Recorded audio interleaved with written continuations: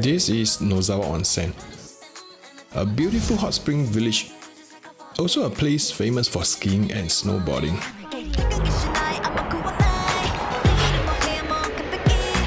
This is our very first experience learning how to snowboard. And if you're planning your first skiing and snowboarding trip in Japan, this is probably the video for you, as I'll talk about every single thing you need to know, including choosing your ski resort, booking accommodation, ski school and instructor, buying and renting of gears, and I'll also break down all the costs for a first timer.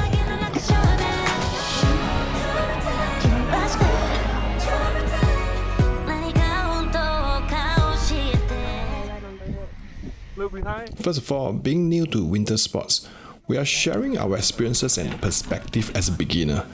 And I believe this video will address the most common concerns for people who wanted to have a taste of this sport. This is actually a 14 days road trip, which we only spent 4 nights at Nozawa Onsen for snowboarding. So do follow us if you would like to see the other places we visited in our Japan winter trip. I think this has to be the very first question. In short, if you want to have instant fun, just go for skiing.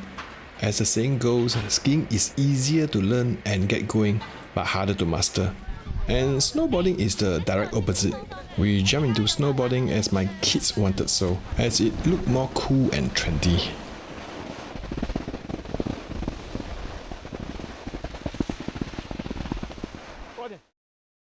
Which one to go to, as there are really many choices in Japan. Not far from Nozawa Onsen, there are many other areas such as Shikokugen, Hakuba, which are bigger and have more ski resorts. But seriously, for someone learning the sports for the first time, it totally does not matter because we are spending most of the time at the learner slope or green run. Type of ski track and scenery is totally irrelevant to us, as we spend most of the time struggling not to fall.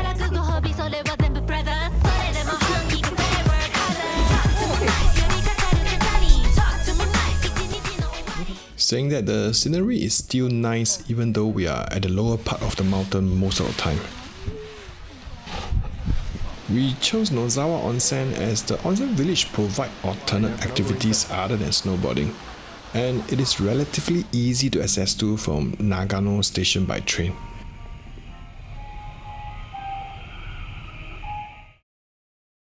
For someone like us from a tropical country trying out this sport for the first time, rental is the logical way to go. In Japan, most of the items can be rented. However, there are some which cannot be rented due to hygiene purpose. Basically, the rental gears are snowboarding jacket, pants, helmet, boots and snowboard. We rented our equipment at the resort official rental shop at Nagasaka station. The items are well maintained and staffs are really friendly and helpful. There are also quite a few other rental shops around. And I highly recommend you to visit the rental shop in advance to do all the fitting. After the fitting, the rental shop will help you store the gears aside and only start charging you from the day you collect them. And for the items which can't be rented are snowboarding socks, glove, balaclava and goggle. Basically, I think you really only need to buy socks and glove. We were there at late December, which is pretty much the beginning of winter, though we bought both balaclava and goggle, but we did not utilize them as the weather was still quite mild.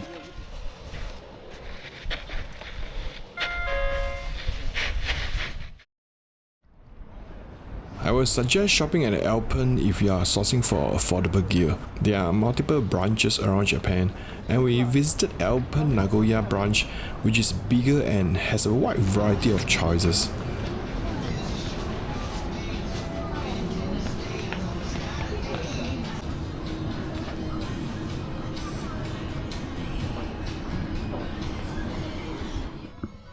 I seriously do not think branding is important if you are just starting out.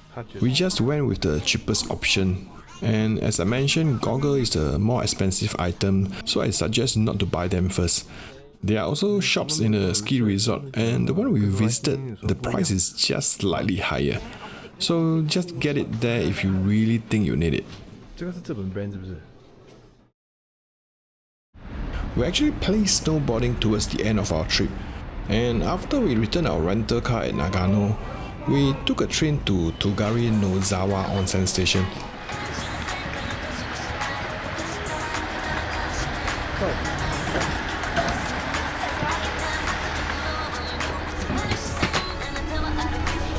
Okay.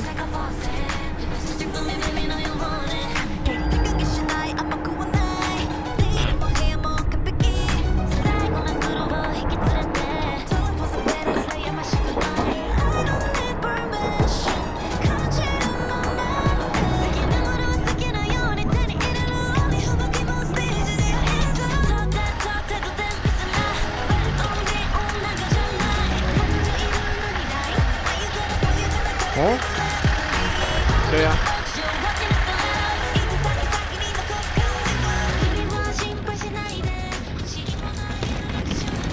And from there we just took a cab to our hotel, which is around 15 minutes.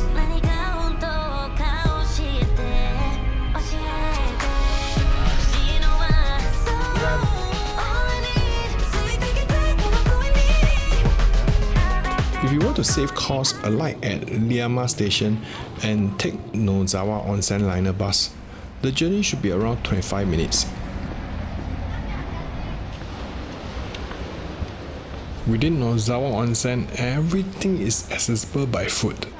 Eateries, grocery stores and gondola station. You don't really need a car unless you are staying at one of those Airbnb outside the village.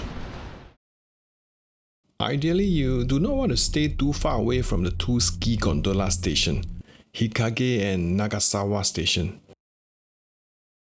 There are quite a few accommodation options within the village, ranging from the more luxury options with private onsen bath and a budget guest house with shared bathroom. And try to book your accommodation in advance because it is harder to get a place when it is closer to the winter sports season.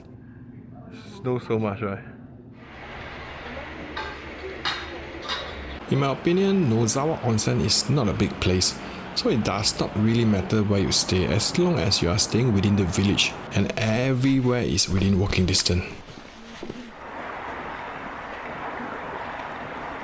The fact that we literally stay at the outer fringe of the village on a totally opposite direction from both gondola stations, yet it just took us around 20 minutes to walk to the furthest station.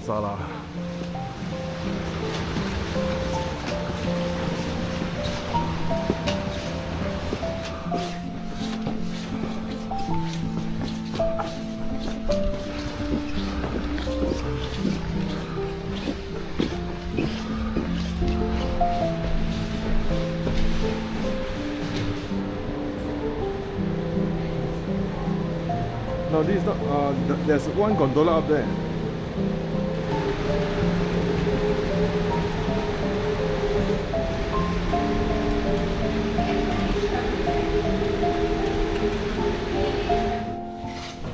Oops. That's the main area.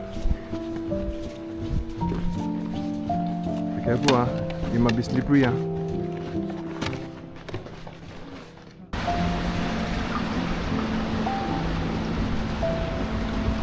We are not.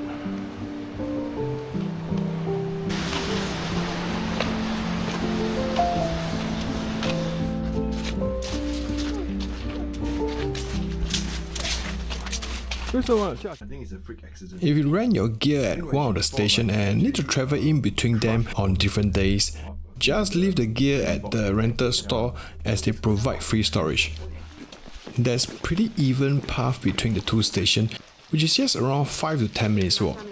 There are also shuttle service between the stations if you are a student of the ski school. And just in case you need it, there are paid services for storing your gear at Hikage area if you do not want to carry them around.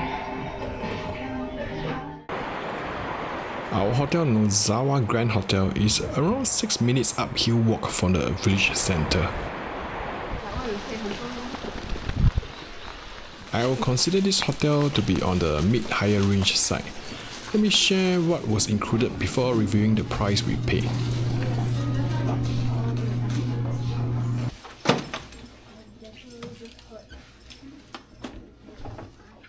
Our room is a huge Japanese-style family room with different segregated area.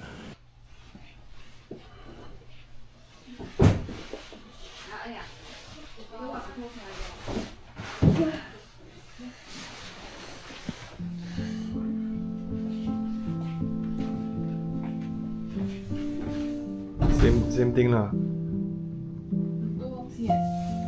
你有没有看到？ In my experience, most of these traditional Japanese hotels in the countryside are mostly dated but well maintained. The washroom comes with a small bathtub, and the view from our room is just fantastic.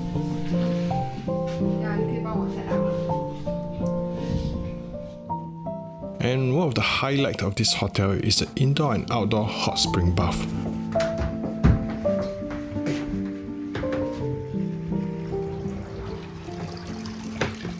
This was one of our favorite daily activity after the whole day of snowboarding, and it really helped with our muscle ache.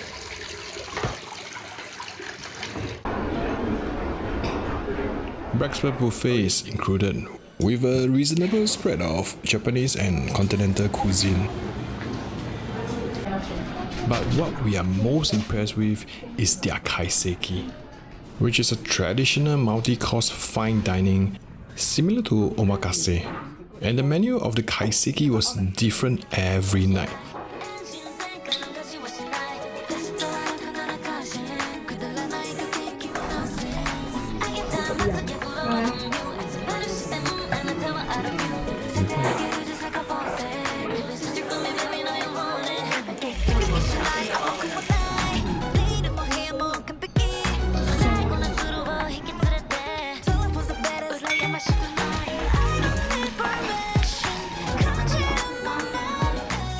We opt for a kids meal for our younger son, which is equally good as well.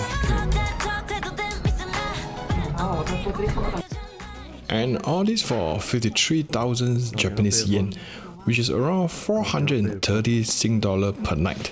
And that's about 100 Sing dollar per head per night, which I think is really value for money considering what was included.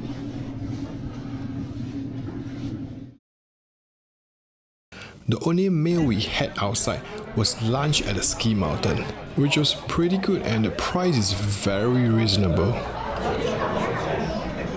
There are a few lunch options in the mountain which our instructor pointed us to.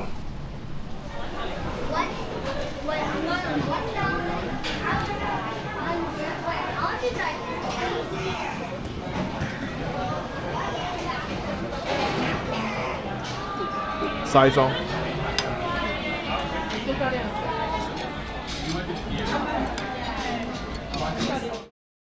There's so much to talk about in this topic, and I will break it down one at a time. If you are still considering whether to learn the sport yourself, just do yourself a favor and get a proper lesson from a ski school. I mean, after all, you already spend a certain amount of money and effort to travel to a ski resort. Getting into proper lesson helps to ease the learning curve of the sports, which will enable you to enjoy it sooner once you learn the basic. Just remember, time is money too. And the last thing you want is to struggle the entire time by yourself in the mountain and wasting your effort for planning the ski trip. And another important point is this is considered an extreme sport, and getting injured is more common than you think. I literally just fractured my wrist on our recent snowboarding trip in China, which I'll talk about more in a future video. So having a professional to guide you will definitely help you to ensure your safety and the safety of others in the mountain. He said his neck. This is relatively straightforward. You get what you pay for. Your progress in a private lesson will be faster as the instructor will give you all the attention. You pay more, pick up faster, and have more time to enjoy in the mountain. And one of the advantages of having your own private instructor is the flexibility of getting things into your own pace. My wife picked up slower, so after the first day, we requested our instructor to dedicate most of the time to guide her. This is really subjective depending on how fast each individual progress. I only start to enjoy the run on the third day.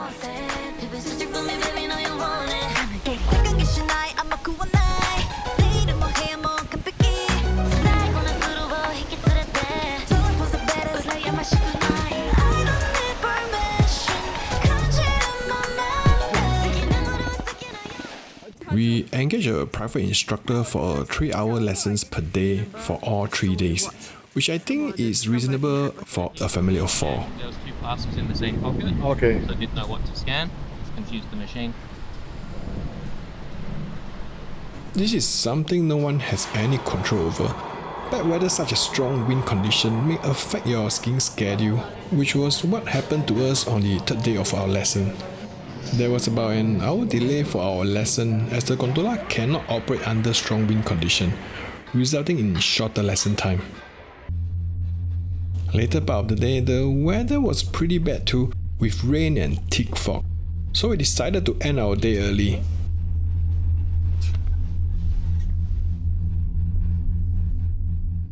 And this is one very good reason to cater for more times to ski if you already make an effort here.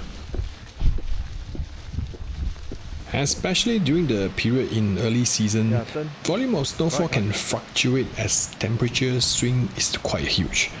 We were told that the week before the entire village was covered with thick snow, but due to the temperature increase, most of the snow melted when we arrived.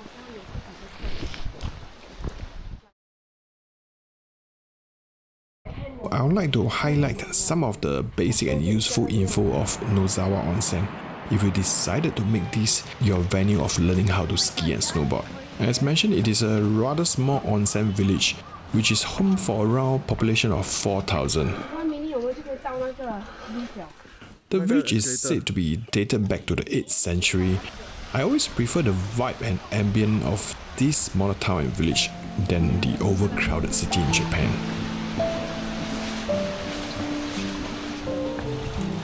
I think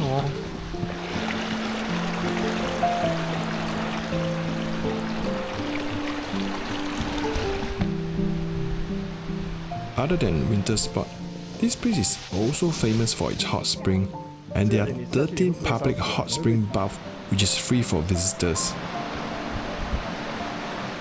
And the most famous being OU Hot Spring House, located at the center of the village. It is made famous by its Edo-style architecture, which created a prominent landmark in the village. Though a small village, but the restaurants and bar scene is quite vibrant here, especially during ski season. But I would like to mention that the places to have lunch here is quite limited during our visit. We were later told that most joints only start operating at night. I'm not sure if it's because it was still early in the season. 好像没有人讲哦。你 next time. Mine looks better. But frankly, in our case, apart from the first day which we spent some time exploring the village, the next few days, Ski Mountain and our hotel are literally the only 2 places we spend our time, because everything is provided in our hotel.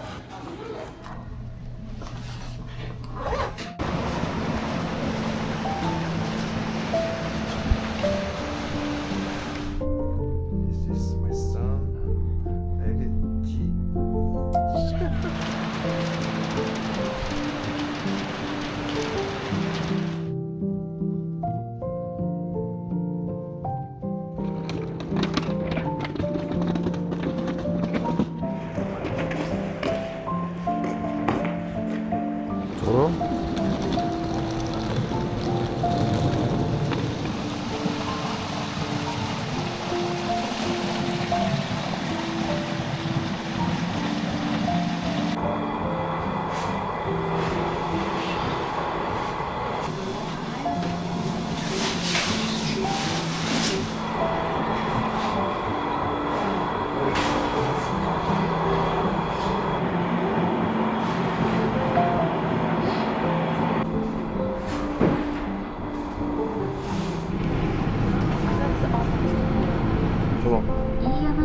は約25分となります。途中お降りの際はお近くのボタンで